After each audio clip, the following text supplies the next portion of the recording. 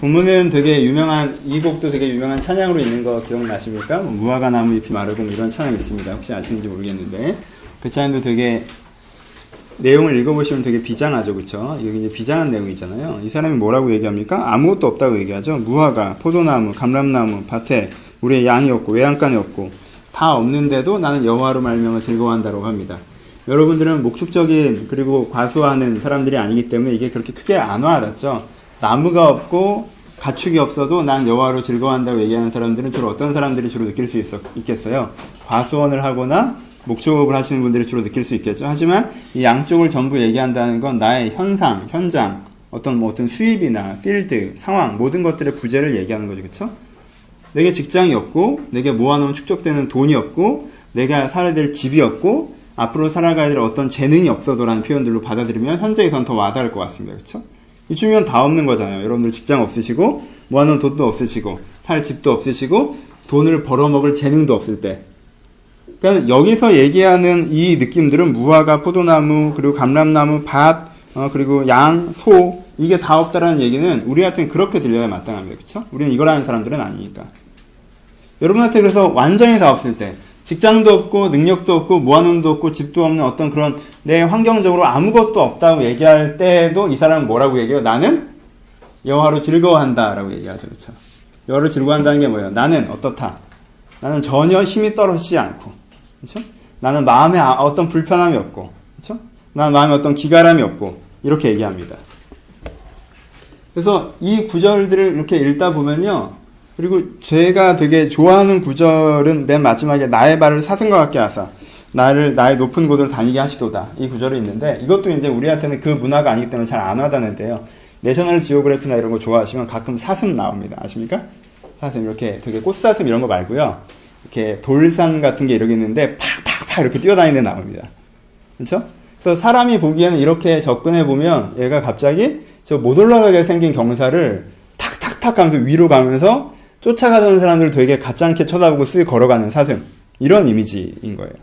그러니까 이 사람한테 넘어설 수 없는 벽 같은 게 오고 이 사람의 능력을 해낼 수 없는 그런 것들이 오는 것 같은데 이 사람은 그냥 탁탁탁 그걸 그냥 넘어가 버리는 그런 이미지를 갖고 있습니다. 그러니까 우리가 이 구절을 읽으면요 굉장히 불편합니다. 사실 이렇게 무화과 나무 잎이 마르고 이렇게 큐티하게 춤추면서 부를 만한 내용은 아니라는 거예요. 그렇죠? 굉장히 비장한 내용이고요. 이 구절을 읽으면 어떤 면에서 이 구절만 딱 읽으면 우리한테는 약간 열등감 같은 거 생깁니다. 왜? 우리는 환경에 되게 휘둘리는 사람들이잖아요. 그렇죠? 그리고 환경에 자꾸 영향받는 사람들이고 사실 저도 직장도 없고 모아놓은 돈도 없고 집도 없는데 벌어먹을 능력도 없으면 저도 여호와로 기뻐하지 못할 것 같거든요.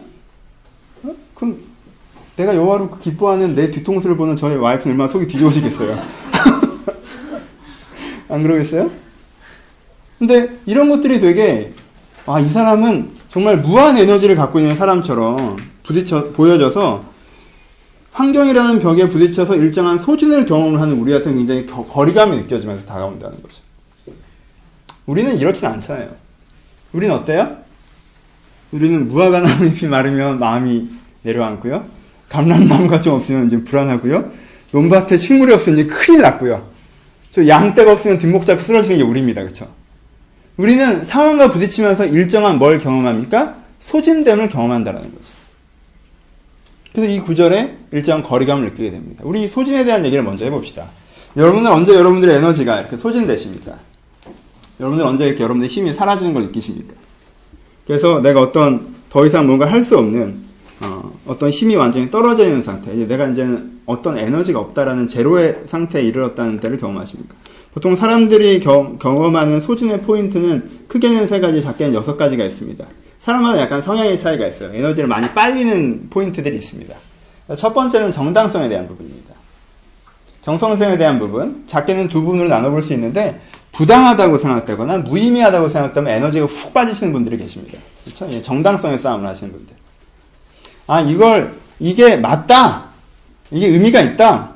그리고 이게 맞는 거다. 라고 얘기하면 힘있게 또 그걸 합니다. 이걸 내가 지금 해야 될 때야. 이건 이렇게 해야 되는 거야. 이게 하면 힘있게 하는데, 상황이 그렇게 어려워진 거 아니에요. 그리고 누가 막 뭐라고 하는 거 아닙니다. 근데, 이걸 왜 해야 돼? 라고 생각하면 힘이 쭉 빠지는 분들이 계세요. 그리고 이렇게 하면 이게 안 되는 건데? 라고 생각되는 상황에 들어가면 힘이 쭉 빠지는 사람들이 있습니다. 이게 의의 부분에 있어서 에너지 소모가 많으신 분들이죠. 이게 의가 사라지면 에너지 소모가 많은 사람.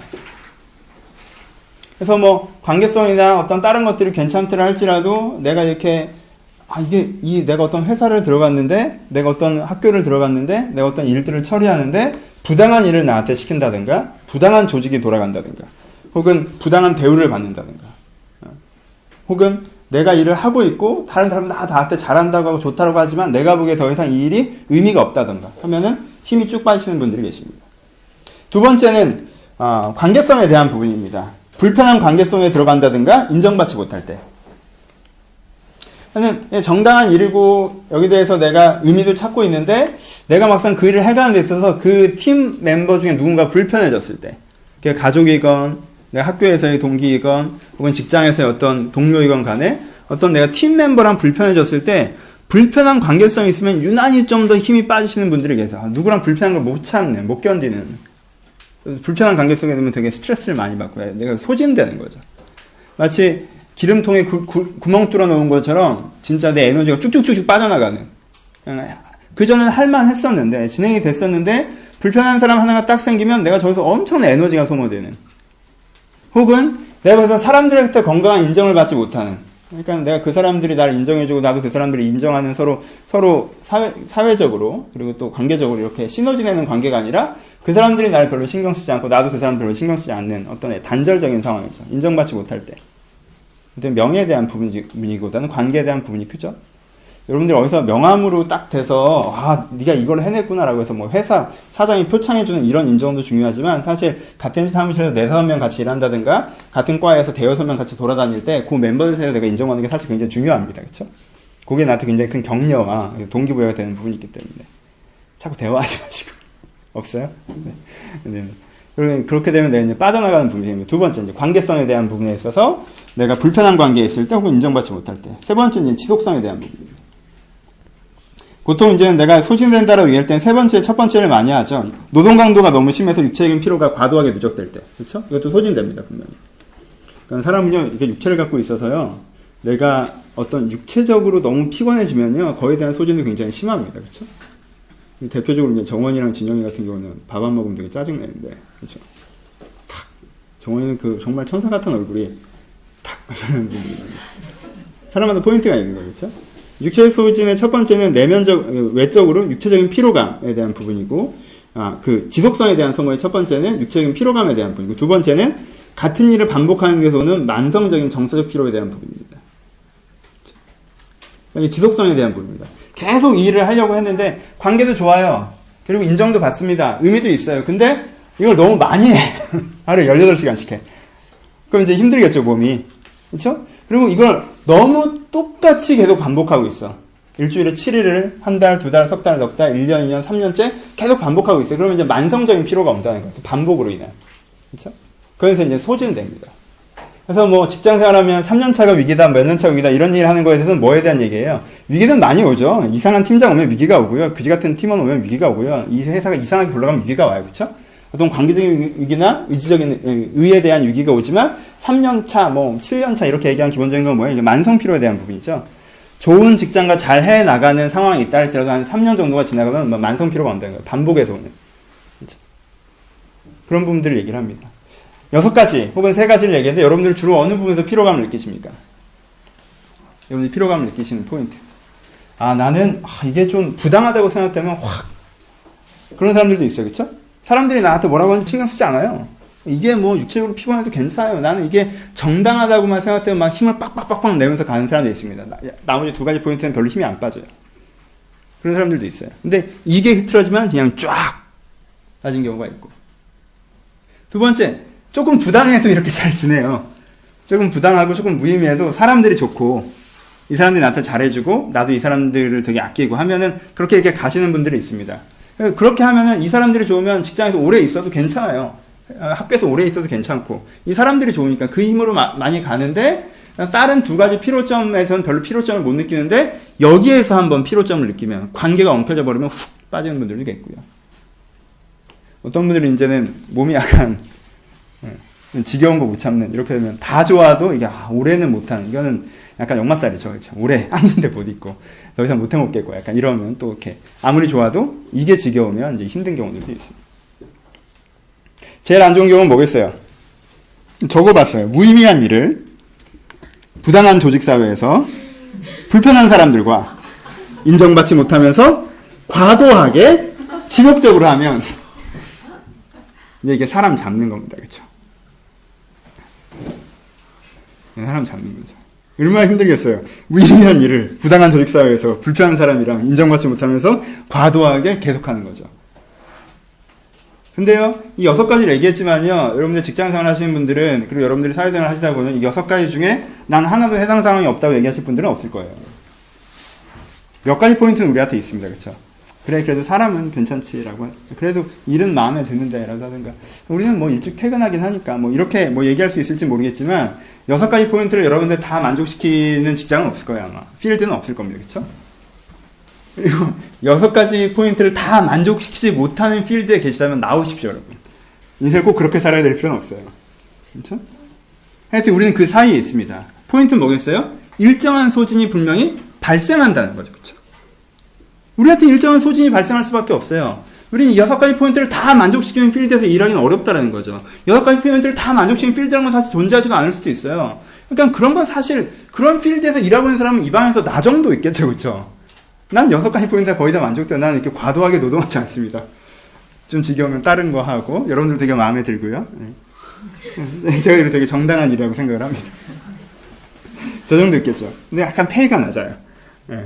그러니까 모든 점을 만족시키는 건 아니에요.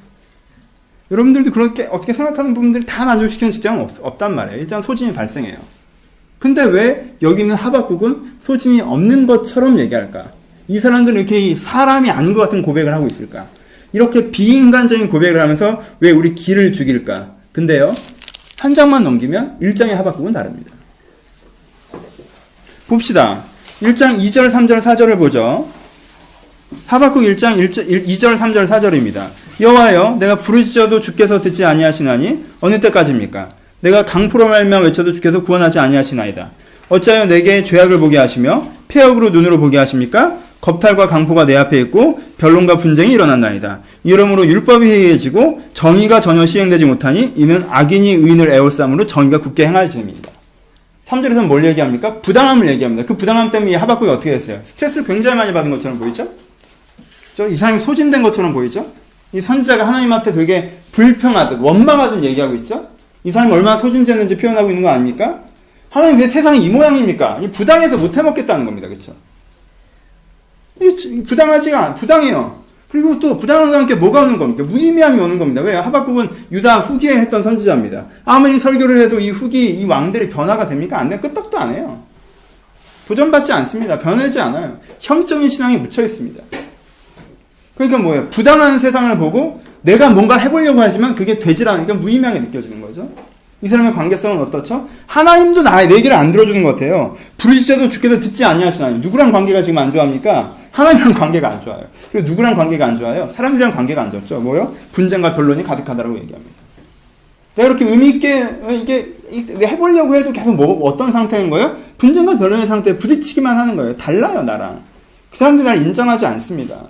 그리고 그 사람들과 굉장히 불화하는 상태로 들어가는 거죠. 그래서 이 일이 어느 때까지니까 뭘 표현합니까? 만성적인 것을 표현합니다. 그렇죠? 도대체 언제까지 이러는 거냐는 거예요. 언제까지. 그러니까 이걸 계속 지속하기에 자기가 육체적, 심리적 피로감을 느끼는 것을 표현하는 거죠. 아까 그 6가지 덕목이요. 예, 그런 사람이 있었는데 그런 직장을 갖고 있던 사람이 하박국입니다. 그렇죠? 부당한 사회. 지금 내가 하고 있는 일의 무의미함. 사람들과의 분쟁. 인정받지 못함. 만성적인 해결되지 않은, 그럼에도 불구하고 해야 되는. 그리고 그런 상황에서 하박국은 뭐예요? 굉장한 스트레스를, 다른 표현으로 굉장한 소진을, 내가 이제는 내 안에 더 이상 이걸 해나가기에 에너지가 없음을 누구에게? 하나님께 표현하고 있다라는 거예요. 여러분들에게 먼저 이것들을 격려하시기 바랍니다. 하박국은 그 에너지의 소진에서부터 시작해서부터 충전으로 가는 것입니다. 그렇죠? 이것을 봐야 됩니다. 왜 1장의 이 소진의 하박국이 3장 후반부에 그 충전된 하박국으로 됐느냐? 하박국은 원래부터 세상이 어떻게 돌아가든 나는 괜찮다라는 어떤 시적 풍모를 갖고 살아갔던 사람이 아니라 그는 자기의 역사의 필드에서 어떤 일을 감당하고 살았던 사람인데 그 일 속에서 자기가 소진을 경험한 1장에서부터 시작해서 1, 2, 3장의 흐름을 통하여서 3장에 충전된 상태. 내가 이제는 상황이 어찌됐건 부당하건 내가 이 하는 일이 무의미해 보이건 사람들과 불화가 있건 사람들이 날 인정해주지 않건 이 일이 지속적이건 간에 상관없이 그것과 상관없이 여호와로 말미암아 즐거워할 수 있는 사슴같이 탁탁탁 그것을 넘어갈 수 있는 그런 상태로 되기까지의 이 텀이 무엇이냐를 우리가 봐야 되겠죠. 여러분들 배워야 됩니다. 이게 뭐예요? 충전하는 법입니다. 그렇죠? 소진은 발생합니다. 소진은 발생해요. 소진이 발생하지 않는다는 건 소진시키는 환경이 발생하지 않는다는 뜻이 아니라 소진은 됨에도 불구하고 지속적으로 공급할 수 있는 에너지가 있는 것을 표현하는 거예요. 내가 좀 다른 얘기로 넘어갔다가 돌아옵시다. 내가 얼마 전에 한 3주 전에 페이스북에서 썼었는데 저 차가 섰었어요. 한번 한 3주 전에 차가 섰습니다. 페이스북에 쓰신 분들을 보신 분들은 아시죠? 차가 섰습니다. 여러분 차가 쓸 때 느낌을 아십니까? 전 두 번째인데 쭉 가다가 갑자기 엔진이 부르륵 거립니다. 뭔가 평소와 다른 엔진의 독특한 음성을 듣게 돼요. 그리고 얘가 곧 멈출 거라는 게 촉이 옵니다. 그래서 이제 대로변으로 가다가 이제 살짝 옆으로 붙이죠. 근데 그때 제 머리에 처음에 5만 가지 생각이 들겠죠. 왜? 내 차가 되게 노년이시잖아요. 16년 되신 분인데, 그렇죠? 자동차 나이 16년이면 사람으로서 한 70대 정도 되는 거 아닙니까? 오늘 돌아가셔도.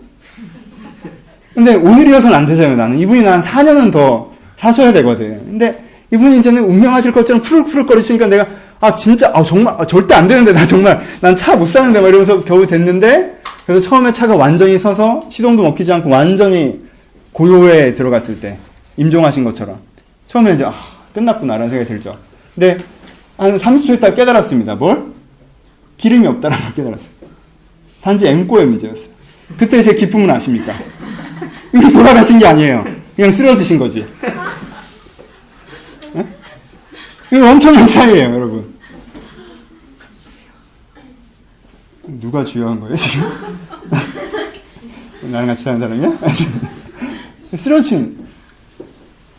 여러분, 근데요, 많은 사람들이 이 자동차가 고장난 것과 자동차가 기름이 떨어진 것과의 그 차이를 인식을 못 합니다. 아니, 진짜 차를 인식을 못 한다는 게 아니라, 여러분 인생에서. 여러분 인생이 고장난 거랑요, 여러분 인생에 기름이 떨어진 거랑요, 차이가 있는 거예요. 오케이? 내 인생이 고장났으면 어떻게 해야 됩니까? 엔진 드러내야 돼요. 라이닝 갈아야 됩니다. 미션 갈아야 돼요. 잘못된 부품들을 찾아내야 됩니다. 그리고 새로운 거 갈아 껴야 돼요. 이건 대작업입니다. 그쵸? 엄청난 공사예요. 몇십만 원 들어가는 거고요. 그쵸? 뜯어 고쳐야 되는 거예요. 그쵸? 근데요, 재밌는 게 뭔지 아세요? 소진된 사람한테 엔진을 갈아 껴도, 소진된 사람한테 라이닝을 갈아 껴도, 인생의 어떤 대공사를 해서 그 인생 전체를 뜯어 고쳐도요, 그 사람이 다시 안 갑니다. 오케이? 근데요, 그 사람을 충전시키면요, 그 사람이 다시 갈 수 있어요. 고장의 문제냐, 소진의 문제냐를 분별하는 게 굉장히 중요합니다. 많은 사람들이 자기의 인생이 멈췄을 때 고장의 문제라고 생각하는 경향이 있습니다. 뭐가 고장난 것처럼. 그래서 내 인생의 통째로 인생의 계획을 다시 세운다든가 엔진을 드러내는 거죠. 그렇죠? 나라는 사람에 대해서 어떤 다시 한번 분석을 한다든가 혹은 내 인생에 대한 사망 선고를 하기도 하죠. 난 이래서 안 되는구나라고 한다든가. 그렇죠? 뭐 그런 식으로 접근하시는 분들이 있어요. 근데요, 그렇게 힘들게 접근해서 엔진을 드러낸 다음에도 뭐가 어떻게 돼요? 차가 가요? 안 가죠. 그러니까 진짜 이제는 이제 안 되나 보다 뭐 이런 식으로 되는 거죠. 그렇지 않아요. 충전하면 갈 수 있습니다. 그렇죠? 충전하면 갈 수 있는 거예요. 차가 서는 이유는요, 너무 많이 달려서가 아닙니다. 차가 서는 이유는요, 엔진이 에너지가 떨어지기 전에, 기름이 떨어지기 전에 기름을 안 넣어서예요. 오케이? 내가 적절한 충전을 유지시키지 못하는 것이 나의 문제인 것이지, 내가 너무 많이 달려서가 내 문제인 게 아니에요. 차는 원래 달려요. 인생은 원래 삽니다. 인생 원래 살다 보면요, 아까 얘기했던 소진 요인 6포인트는요, 발생을 합니다. 그래서 일정한 소진은 항상 발생을 해요. 그쵸? 근데 그것을 넘어가냐 넘어가지 못하냐는 내가 얼마만큼 나를 충전해낼 수 있느냐, 충전해낼 수 있지 못하냐의 문제예요. 이 소진의 문제에 여유로움과 긴박성을 여러분들이 인식하셔야 됩니다. 소진의 문제에 여유로움과 긴박성. 여유로움은 뭐예요? 그렇게 심각한 문제 아니에요. 전화했더니 현대해상에서 오더라고요. 금방 넣어줬어요. 금방 갔습니다. 엄청 조금 넣어줘요. 다음 주유소까지 찾아가는데 떨리더라고요. 이게 다시 불이 꺼지질 않아서. 하지만 그럼 가는 거예요. 그렇죠? 정비소 들어가는 문제가 아니에요. 소진의 문제의 여유로움은 그것입니다. 여러분. 소진의 문제는 여유로운 문제입니다. 충전하시면 다시 갑니다. 내가 옛날엔 신앙이 좋았는데, 옛날에 내가 신앙이 있었는데, 내가 그때 열정적으로 역동적으로 살았는데, 난 지금 완전히 차가 멈췄어. 전혀 다른 사람이야. 난 이렇게 돼버렸어. 아니에요, 여러분. 그게 상당 부분 충전의 문제일 수 있어요. 충전하시면 다시 갑니다. 긴박성은 뭐라고요? 충전하지 않으면요, 엔진을 드러내도 차는 안 갑니다. 여러분들 인생 전체를 어떻게 리세팅을 하려고 무슨 짓을 해도요, 차는 안 가요. 왜? 소진됐기 때문에 그렇습니다. 충전해 봅시다. 하박국은 어떻게 충전합니까? 여러분의 인생에 6가지 소진의 요인을 통해서 에너지가 떨어졌을 때 나에게 필요한 건 충전입니다. 하박국은 이것을 어떻게 충전해내고 있습니까? 여러분들 소진 요인이 3가지라고 그랬죠? 3가지면서 6가지라고 그랬죠? 첫 번째가 뭐의 부재라고 그랬어요? 좀 어려운 말로, 종교적인 용어로 표현하면 첫 번째 의의 부재죠? 정당하지 않은 거? 그렇죠? 무의미한 거, 의의 부재예요. 두 번째 뭐라고 표현했어요? 관계성의 문제라고 그랬죠? 사랑의 부재입니다. 그렇죠? 세 번째는 뭐의 부재예요? 지속성의 부재라고 그랬죠? 의와 사랑, 영원성. 이 3가지 단어로 종교적으로 표현합니다. 그렇죠? 기독교적으로. 그러니까 여러분한테 필요한 게 뭐예요? 의로우신, 사랑하시는, 인자하신, 선하시고 인자하신 영원하신 하나님으로 기독교에서는 표현하고 있습니다. 그렇죠? 우리의 소진을 회복하는 것. 결론은 여기인데 거기까지 한번 가봅시다. 첫 번째, 하박국은 어떻게 이 소진을 회복하고 있느냐? 그가 회복하는 첫 번째 방법은 지금 이 하박국서를 오늘 하박국서를 성경 공부하는 건 아니니까 다 읽지는 않겠지만 첫 번째 방법은 뭐 하는 것이냐면 이해하는 것이었습니다. 왜? 대부분의 사람, 그리고 하박국의 특별히 소진의 첫 포인트는 사실 의의 부재가 가장 큰 소진의 포인트가 되기 때문에 그래요. 하박국은 맨 처음에 이해합니다. 뭘 이해합니까? 지금 이 상황의 의미를 이해합니다. 하박국이 제일 열받은 건 이것입니다. 하나님, 여기가 이스라엘이라는 나라인데, 유다라는 나라인데 진짜 말도 안 되는 사람들이 왕으로 서 있고, 말도 안 되는 사람이 제사장으로 서 있고, 말도 안 되는 사람들이 방백으로 서 있으면서 말도 안 되는 짓을 하면서 하나님 일을 빙자해서 하고 있는데 그게 또 되는 거야. 그런 식으로 나라가 굴러가고 있는 거에 대한 분노예요. 그렇죠? 그러니까 하박국이 처음 이해가 안 되는 거야. 하나님의 나라라고 해놓고는 400년에 하나님의 나라라고 불러내서 이렇게 만들었고는 왜 이게 이 모양, 여기 하나님이 앞에서 말씀하신 그게 어디 있습니까 도대체. 말도 안 됩니다. 라고 이 순간의 부당함에 대한 분노가 있어요. 그렇죠? 하박국이 그걸 표현합니다. 그때 하나님께서 뭐라고 하시냐면 니네 유다애들 나쁘지? 니네 유다애들 나빠. 그래, 니네 유다애들 말되는 왕들과 지도자들과 방백들이 있지? 걱정하지 마. 좀 이따가 바벨론이 와서 다 죽여버릴 거야. 라고 말씀해 주세요. 그게 1장 내용이에요. 하박국이 당황하죠. 하나님, 우리나라가 이렇게 개판이에요. 그래, 나도 니네 나라 개판인 것 같아. 그래서 내가 곧 다 죽여버릴 거야. 라고 얘기하십니다.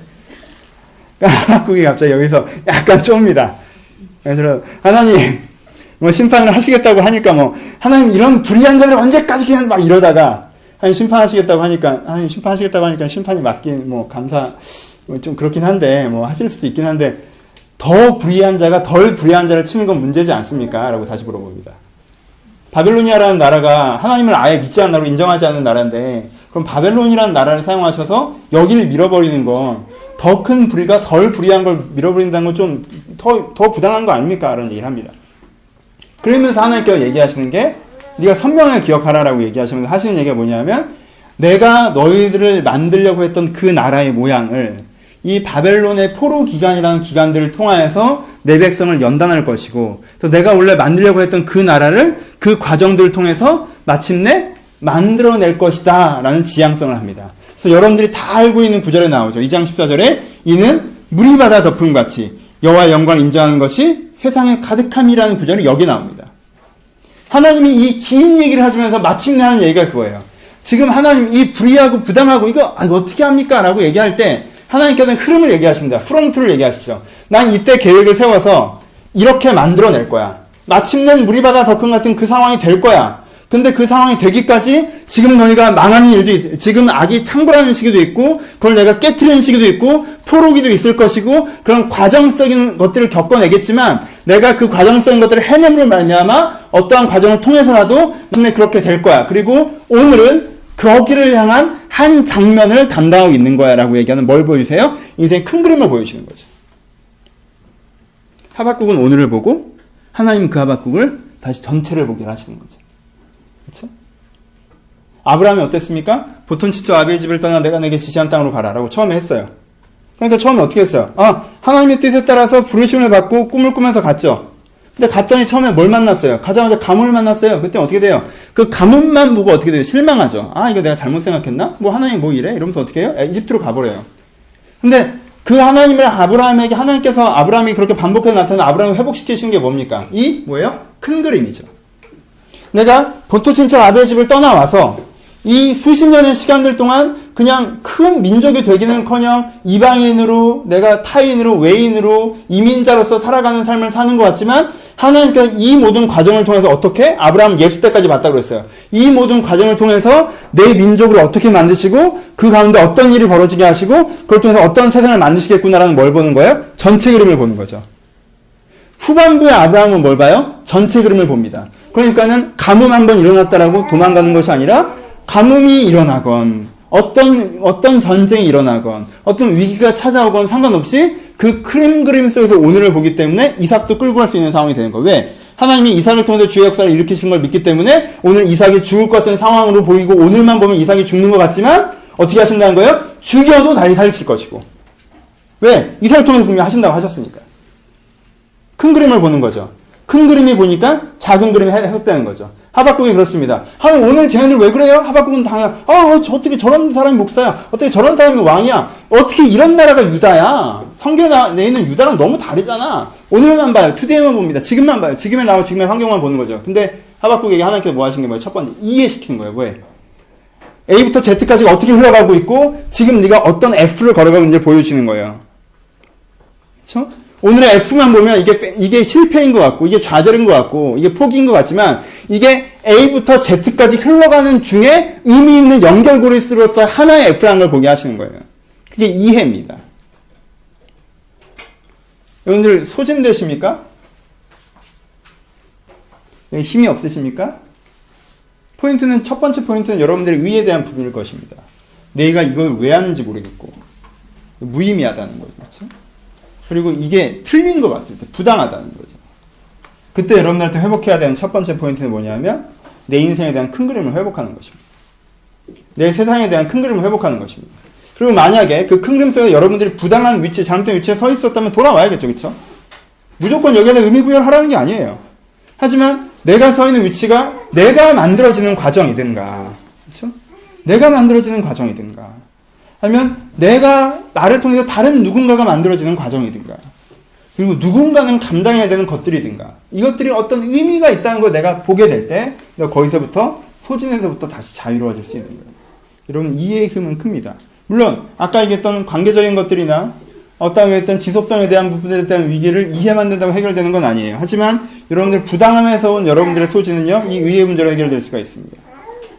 왜냐면 여러분 전체 그림을 보시죠. 오늘만 보지 마시고 신앙생활을 좀 해오셨고 은혜를 받으셨던 분들은요 여러분들의 흐름으로 보시는 거 익숙하셔야 됩니다. 여러분 어떤 은혜를 받으셨습니까? 여러분들이 하나님께서 어떻게 부르셨습니까? 어떻게 가르치셨습니까? 그래서 어떻게 인도하셔서 지금 여러분들이 어디에 서 있습니까? 여러분 이걸 잊어버리지 마십시오. 그렇죠? 이것을 잊어버리시면 안 됩니다. 여러분들이 어떤 하나님께 약속을 하고 어떤 기대와 부르심을 갖고 어떤 기회를 얻어서 지금 이 자리에 서 있는 건지 이해하셔야 됩니다. 큰 그림으로 나를 보십시오. 인간이 얼마나 무지한지요.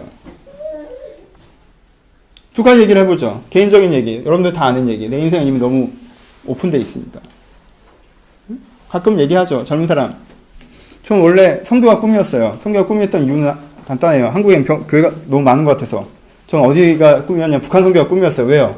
한국엔 교회가 많아서 교회가 없는데 교회를 세우고 싶은데 외국어를 배우기가 싫었어요. 그랬더니 세상에 딱 하나 있는데 북한이더라고. 그래서 저는 북한 선교를 하기로 결정을 했죠. 얼마나 전 인생을 심플하게 살았어요. 별로 깊게 생각하지 않았어요. 북한 선교를 하겠다고 이제 했죠. 탈북자 문제 관심을 갖고. 한참 동안 그걸 했습니다. 외인 근로자 사용만 한 사역을 4년을 했어요. 4년을 하면서 두 가지를 느꼈죠. 하나는 뭐냐면, 내가 이 일이 잘 안 맞는구나를 느꼈어요. 왜요? 난 이게 장점인데, 나는 그 장점을 완전 죽이고 들어가는 거야. 거기 있는 통역분들은 뭐 고려인지나 이런 분들이 통역하시기 때문에 내가 한 설교랑 60%가 달라요. 내 설교를 듣고 통역을 하신 게 아니라 내 설교를 듣고 느낀 점을 얘기하십니다. 대박이었어요. 진짜 그분, 진짜 내가 되게 사랑으로 존경하는 갈리나 바셀리라는 분인데, 그분 되게 멋있는 분이에요. 그분은 통역실에서 서서 하세요. 그리고요, 무슨 말씀을 들으면요, 그 말씀을 가지고 여기 앉아있는 누군가를 지적하기까지 합니다. 그러니까, 네가 똑바로, 샤샤, 네가 정신을 차려야 되는 거다. 네가 그런 식으로 하면 안 된다. 네가 왜 이런 말을 했어? 그러니까, 그래서, 그분은 너무 은혜 받으세요. 그분은 내 소리를 듣고 은혜를 받은 다음에, 은혜를 선포하십니다. 그럼 내가 뭘 하겠니? 뭘 할 수 있겠어요, 사실. 난 또 예민한 성격이에요. 난 먹는 거 이런 거 되게 잘 못 먹어요. 처음에 느낀 거예요. 내가 이게 잘 안 맞는 거나 느꼈어요. 두 번째 느낀 건 뭐냐면 4년 하다가 잘렸어요. 그럼 사람이요 되게 어떤 느낌이 들어요?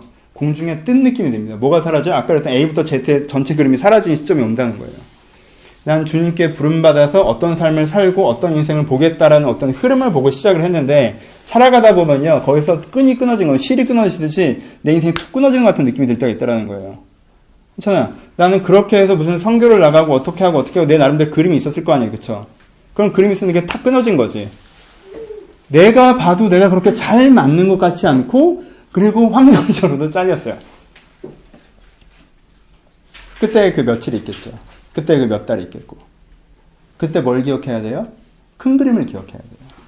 큰 그림은 뭐예요? 작은 그림은 내가 지금 실직을 한 거고 작은 그림은 내가 해왔던 게 나한테 잘 안 맞는 거고 작은 그림은 이 상황과 저 상황에서 어떠어떠한 게 이제는 내가 보이지 않는 거지만 큰 그림은 뭐예요? 하나님은 나를 불렀고 하나님 나를 만들어 가시며 이 과정을 통해서 주께서 주의 일을 하실 거라는 거예요. 그게 가장 막연하지만 가장 처음에 시작한 정확한 큰 그림이에요. 거기부터 시작을 하는 거예요. 다시. 지금은 어떻게 생각할까요? 내 인생의 그 장면에 대해서. 저는 너무너무 잘했다고 생각합니다. 저는 제가 청년사역을 곧장 시작했으면 배울 수 없었던 것들을 거기서 배웠어요. 4년 동안. 그때가 아니었으면 제가 못 배웠을 것들. 세상에 대해서 알게 되고 세상의 이면, 바닥, 거친 것 그리고 복음의 능력들 어떤 변질되지 않은 순수함에 대한 것들 제 인생의 목회 근간으로 삼고자 했던 어떤 것들은 거기서 배웠습니다. 내가 변질되거나 타협되지 않을 수 있는 기본적인 원천은 거기서 나왔어요. 그 4년에서. 저한테 너무너무 필요한 시간이었어요.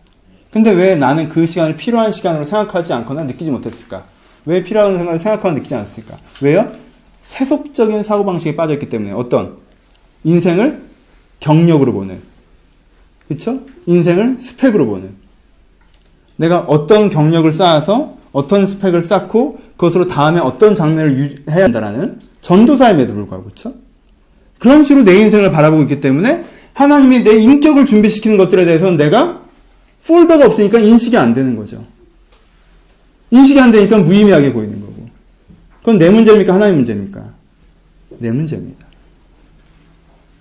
내 무지함의 문제.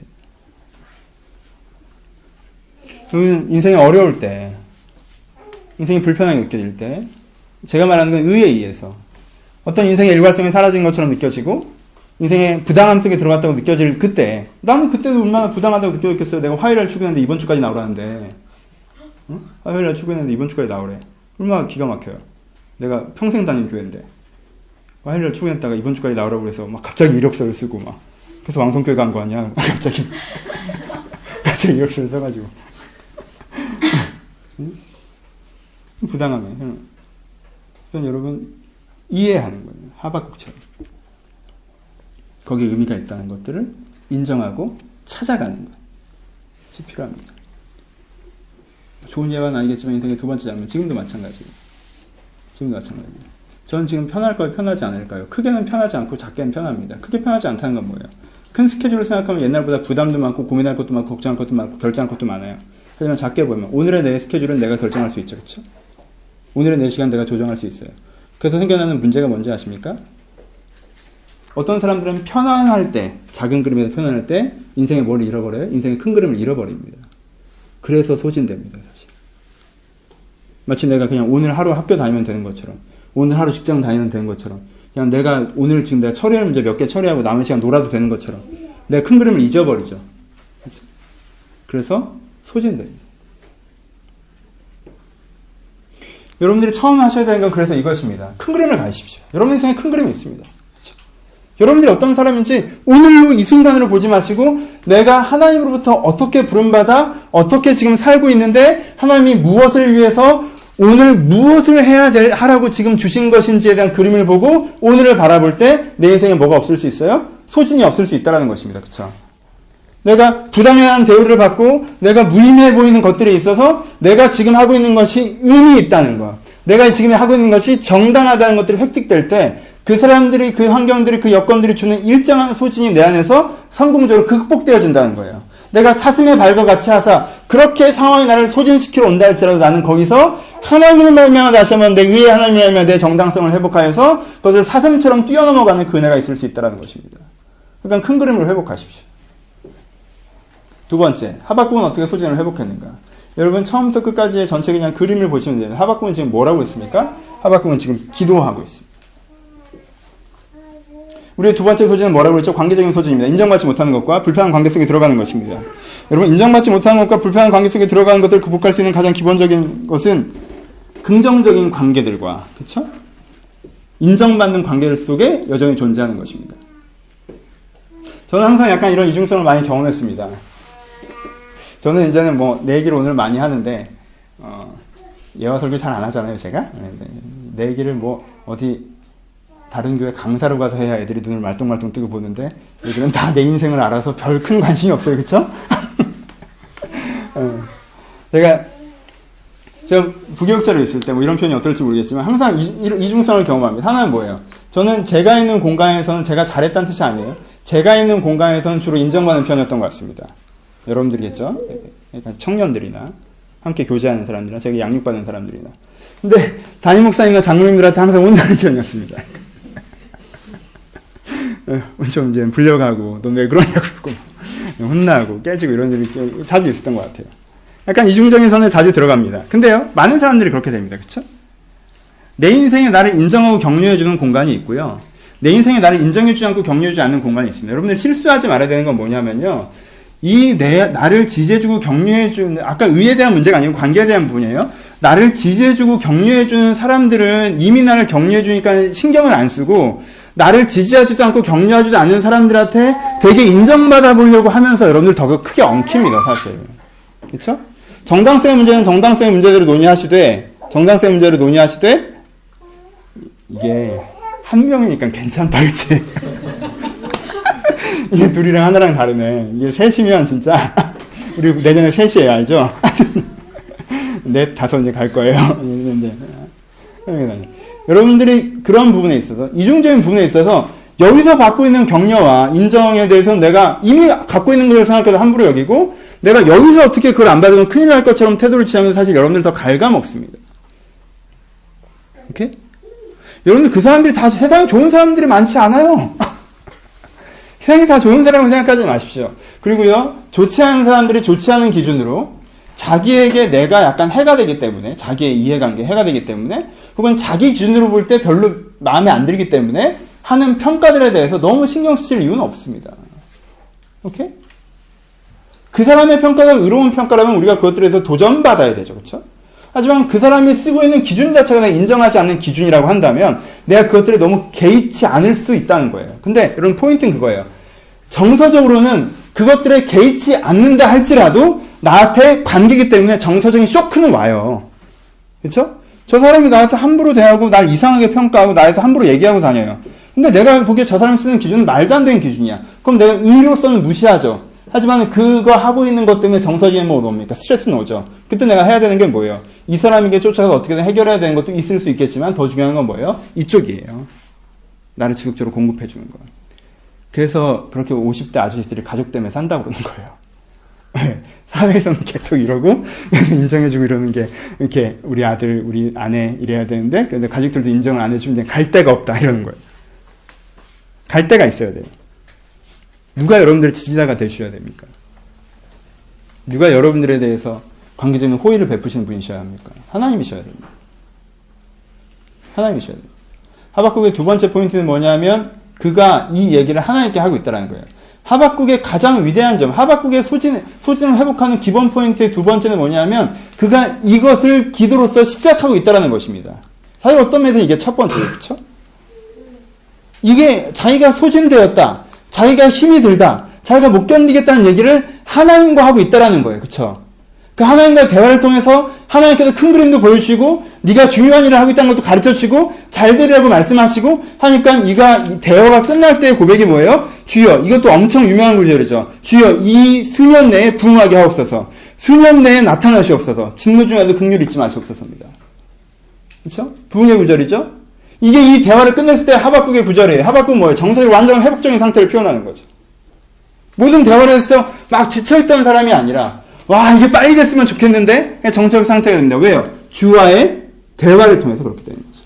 그 대화는 그에게 뭘 제공했습니까? 그에게 인정과 정서적인 격려와 사명감과 가치를 정서적으로 회복시키는 거죠. 여러분 기도하십니까? 저는 사실 제 가장 큰 고민이에요, 여러분. 제가 가장 큰 고민. 제가 1년 목회하면서 제일 큰 고민이 뭐냐면 여러분들이 개인 기도를 잘 안 한다는 거예요. 제일 가장 큰 고민입니다. 그리고요, 나무의 숨 교회에서 개인 기도를 열심히 안 하시잖아요? 그럼 여러분들은 철학화될 위험을 다분히 내포하게 됩니다. 그래서 기독교적 사고방식이나 어떤 세련된 가치를 가지고 그거 갖고 거들먹대는 사람. 사실 내부적으로 아무것도 없으면서. 자기 게 아닌데 그게. 그렇죠? 하나님을 체험한 것도 아니고 진짜 이타적인 삶을 추구하는 것도 아니고 내적으로 에너지가 넘치는 것도 아니고 다른 사람보다 행복하게 사는 것도 아니고 다른 사람보다 담백한 내면을 가진 것도 아닌데 이런 것이 종교다라는 어떤 가치와 논리적인 설득만을 영으로 소화되지 못하고 기도로 소화시키지 못한 상태로 그저 정보량을 축적하고 있으면요. 그게 여러분들에게 어떤 뭐라고 할까 지적 쾌락이라고 해야 되나요? 그래서 여러분들이 스스로 세련되게 보이는 것 같은 어떤 그런 거. 그래서 그 신앙이 쓸 때라고는 전 진짜 하나도 없는데 그냥 조금 문제적인 교회를 다니는 애에 비교해서 난 좀 좋은 교회 다닌다. 그때 한 번 쓰는 이거 뭐 어디다 쓰는 거야 이걸 도대체? 그때 한 번 쓰는 그래 우리 교회는 저렇게 빡세게 굴리지 않지. 쟤는 고생이다. 난 1시 반에 슬쩍 갔다 오는데 뭐 요거 한 번 쓴 아무 의미 없잖아요. 그쵸? 근데요, 그래서 수요 예배를 만들고요, 그래서 새벽 기도를 만들고요, 그래서 금요철을 만들었습니다. 그쵸? 근데 전 그러면 안 된다는 생각이 있는 거예요. 전 그러면 안 된다는 생각이 있습니다. 기도가 필요하면, 내가 수요일에 교회 가겠구나. 이게 아니라, 수요일에 교회 갔는데 또 은혜가 안 되고 기도가 안 되면, 이번 목사님 설교가 좀 그러네? 교회 은혜가 떨어져. 뭐 이런 게 아니라, 내 문제예요. 주일날 예배 드렸으면, 그걸 내가 소화시켜내야 된단 말이에요. 주중에. 그쵸? 소화시켜내야 돼요. 내가 기도해야 됩니다. 그러면 기도하셔야 됩니다. 기도하셔야 돼요. 엄청난 차이를 만듭니다.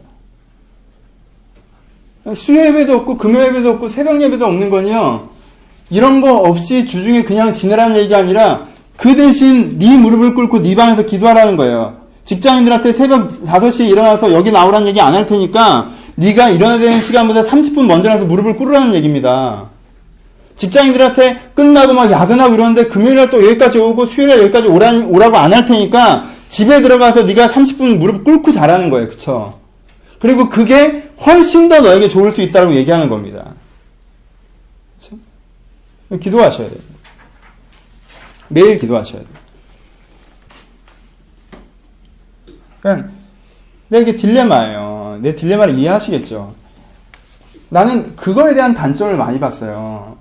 매일 하는 기도를 스탠다드 시켰을 때, 그걸 큐티로 하거나, 기도문으로 하거나, 하루 몇 분 뭘 위해서 감사기도, 회개기도 이렇게 기도하거나, 이렇게 스탠다드 시켰을 때 그게 그 참된 의미로 그에게 적용되지 못하고 그에게 또 하나의 그냥 껍데기가 되는 걸 많이 봤어요. 그래서 그러지 않았으면 좋겠어요. 그쵸? 그래서 이걸 안 합니다. 근데 그렇다고 해서 막연한 도전만을 줬더니 프랙티컬하게 뭔가의 플래닝을 못하는 부분들이 생겨요. 그게 내 딜레마예요, 사실. 지금 저는 어떻게 하고 있습니까? 가끔 도전만 해요, 여러분들한테.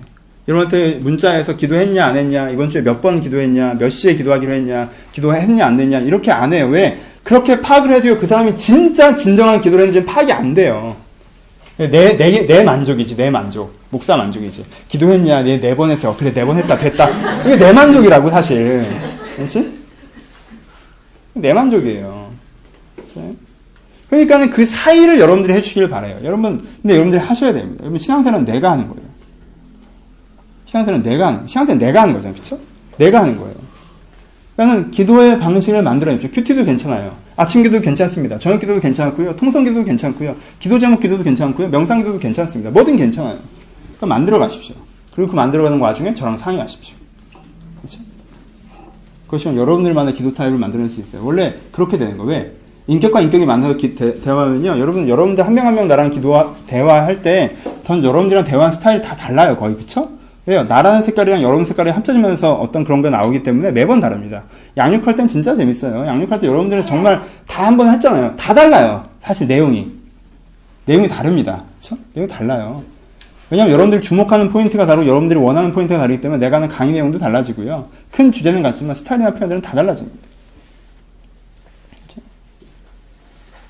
민상이 할 때 다르고 주어할 때 다르고 오늘 안 하는데 기원이 정민이 할 때 달라요.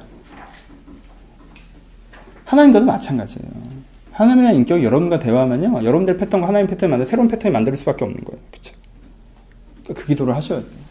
그게 여러분들의 소진을 막는 가장 큰 지름길입니다.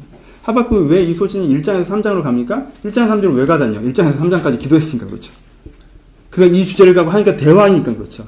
그러니까 하나님께서 보여주시고 하나님께서 격려하시고 하나님께서 가르치시고 하시는 것들을 느끼면서 그 대화 자체가 이 사람을 해결하는 것입니다.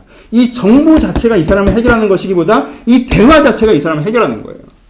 하나님 어디 계십니까? 라고 얘기하고 그에게 찾아가서 내가 여기 있다라고 말씀하시는 그 하나님을 만나는 거에서부터 그의 기본적인 모든 문제가 해결되기 시작한다는 겁니다. 두 번째, 그의 여러분들에게 있는 스트레스, 여러분들에게 있는 소진의 문제 두 번째는 여러분들 인정받지 못한 것과 불편한 관계 속에 들어가는 것입니다. 여러분 인정받지 못할 수 있고 불편한 관계 속에 들어갈 수 있어요. 그때 거기서 뭔가 쇼를 내려고 하지 마시고 백그라운드를 만드십시오. 내가 뒤에서 받은 게 있으면 여기서 그래도 내 존재감이나 내 관계성은 훨씬 덜 상합니다. 그렇죠? 그러니까 나를 사랑하고 아껴주는 사람들의 그 시선에 더 집중하십시오. 그리고 누구보다 하나님께서 나에게 하고 계신 그 얘기에 집중하십시오. 그래서 여러분들이 정서적인 것들로 여러분들 소진되고 여러분들이 소모되고 여러분들 쓰러지지 않게 하는 지름길입니다. 세 번째 마지막으로 이것은 길게 할 거 없고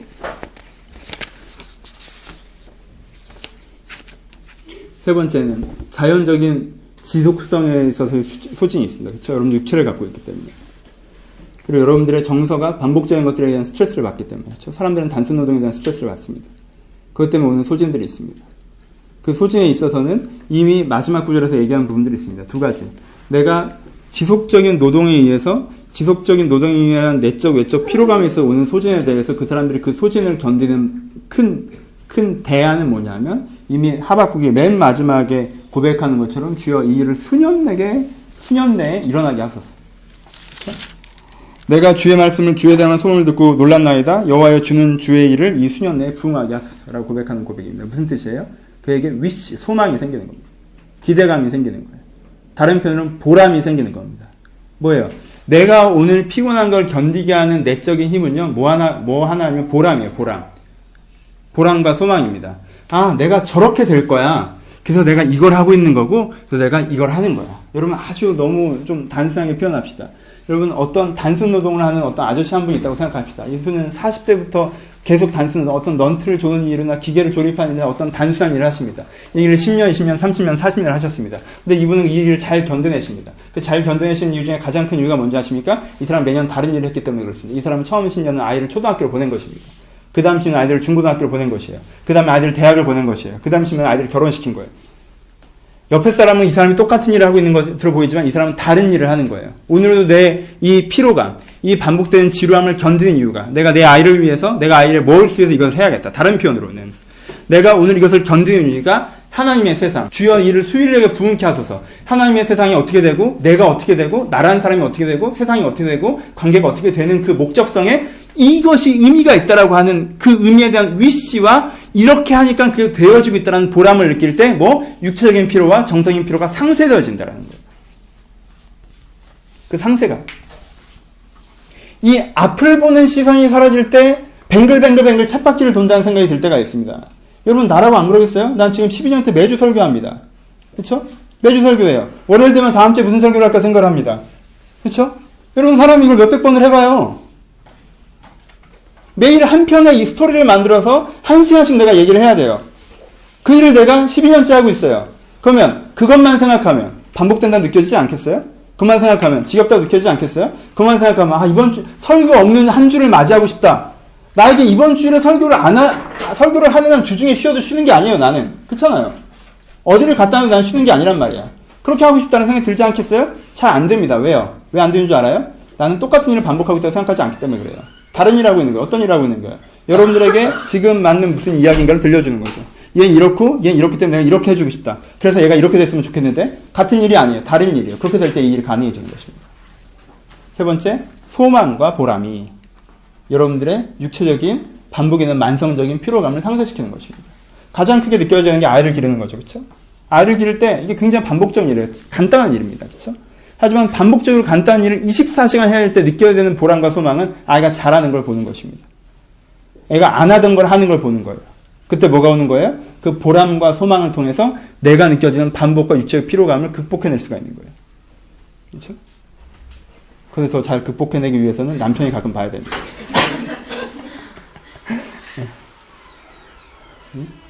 이 세 가지 말씀 마칩시다. 너무 신난다. 그러면 하박국이 부럽지 않으십니까? 하박국이 부럽지 않으십니까? 저는 가끔 신앙이 잘 성장하다가 신앙이 멈추는 사람들을 볼 때 이 이슈라고 생각을 합니다. 신앙 좋은 애예요. 신앙이 좋은 친구예요. 하나님을 사랑하고 주 뜻대로 살아가고자 하는 마음도 있는 친구입니다. 그러니까요, 이게 참 어려워요. 그럼 아예 신앙이 없던 때는 얘한테 양육이라도 시켜볼 수 있잖아요. 네 가치관이 틀렸고, 네 생각이 틀렸고, 네가 이렇게 생각해, 이렇게 바래. 아예 모를 때는 양육이라도 시켜볼 수 있지. 근데 얘는 내가 한 3, 4년 가르쳤어요. 다 알아. 뭔지 알아. 근데 싫대. 근데 힘들대. 근데 나중에 한대. 그거 어떻게 해야 돼? 화도 내보고, 뭐라고 해보야. 까떡도 안 해요. 여러분, 어떻게. 목사가 뭐라고 한다고 듣지 않습니다. 그렇죠? 그렇게 돼요. 그런 부분들이 생깁니다. 그럼 어떻게 해야 돼요, 그거? 그럼 여러 문제의 가장 큰 문제 중에 하나가 소진의 문제라는 걸 아십니까? 여러분이 나빠서가 아니에요. 소진됐기 때문에 그래요. 나 신앙생활 잘하고 싶죠. 은혜롭게 살고 싶죠. 주를 위해 살고 싶어요. 근데 힘이 없어요. 그걸 할 여유가 없어요, 내가 지금. 왜? 아까 했던 3단계 소진이 있기 때문에, 아까 했던 그런 현장 가운데 있기 때문에 내가 소진돼 버린다는 거예요. 근데 그런 와중에 어떤 교회적인 이슈까지, 신앙적인 이슈까지 생각하기도 부담스러운 상태가 된다는 거죠. 어떻게 되면? 내가 내정 앵고, 내가 내면적으로 에너지가 제로가 돼버리면 그렇게 된다는 거예요. 그럼 여러분한테 필요한 건 무엇입니까? 여러분 필요한 건 쉼이고 안식입니까? 여러분 아시죠? 그렇게 테레비 보고 미드 보고 침대바닥에 누워있는다고 해서 쉼과 안식이 안 온다는 거 아시죠? 내적으로 충전이 되나요? 여러분들이 그렇게 회복할 수 있는 소진의 회복은 5번째, 5번만 그렇게 해줄게요. 육체적인 피로는 그렇게 회복되죠.